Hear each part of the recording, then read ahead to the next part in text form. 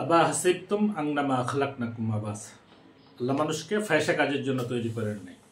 আল্লাহ মানুষকে তৈরি করেছেন ইবাদতের জন্য। তার কন্ডিশন হচ্ছে তার ইবাদত করতে। মা খালাকতুল জিন্না ওয়াল ইনসা ইল্লা লিয়াবুদুন। আল্লাহ মানুষ এবং জিন জাতিকে সৃষ্টি করেছেন তার ইবাদতের জন্য।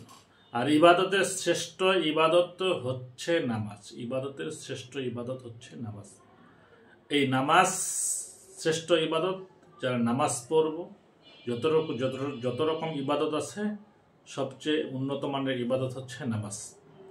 আর আমরা যখন ইবাদত করবো, ইবাদত করতে গিয়ে আল্লাহ মানুষকে পরীক্ষা, আল্লাহ দিয়ে খালাকাল মাউতা ওয়াল হায়াতা লিয়াবলুয়াকুম আইয়ুকুম আহসানু আমালা ওয়া হুয়াল আজিজুল গাফুর।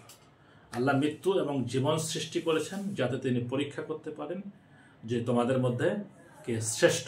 অর্থাৎ আল্লাহ মানুষকে সৃষ্টি করেছেন তার ইবাদতের জন্য। ইবাদত যে করবেন এই ইবাদতের মধ্যে আল্লাহ মানুষকে পরীক্ষায় ফেলবেন, ইবাদতের মধ্যে পরীক্ষায় ফেলবেন এবং বিভিন্ন রকম পরীক্ষা ফেলবেন। কোরআনে আছে ওয়ালা নাবলুওয়ান্নাকুম বিশাইইম মিনাল খাউফি ওয়াল জুই ওয়া নাকসিম মিনাল আমওয়ালি ওয়াল আনফুসি ওয়াস সামারাত ওয়া বাশশিরিস সাবিরিন।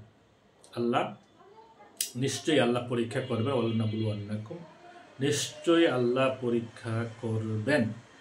এখানে লাবনু আল্লাহকুম যদি শুধু বলতো তাহলে পরীক্ষা করবে, নাও করতে পারে, কিন্তু ওয়ালা নাবলুওয়ান্নাকুম অবশ্যই পরীক্ষা করবে। এলাম এটা গ্রামাটিক্যাল ভাষা বলে লাম তাগিদ বালাম দ্বারা ফেলে মুস্তাকবুল আরফের শিকার। এই লামটা এখানে তাগিদ দেওয়ার জন্য ব্যবহার করা হয়েছে। ওয়ালা নাবলুওয়ান্নাকুম, আল্লাহ নিশ্চয় মানুষকে পরীক্ষা করবেন। কিসের দ্বারা? ভয় ভীতির দ্বারা, ফল সম্পদের ক্ষতির দ্বারা, ভয় ভীতির দ্বারা, ক্ষুধা দ্বারা ইত্যাদি দ্বারা আল্লাহ মানুষকে পরীক্ষা করবেন। ওয়াবাশশিরিস সাবিরিন, এখানে যারা ধৈর্য ধারণ করবেন তারাই হচ্ছেন সফলকাম, তারাই সফলতা অর্জন, তারাই হচ্ছে সফলকাম। কাজেই মুমিনের প্রত্যেকটা বিষয়ের উপর ধৈর্য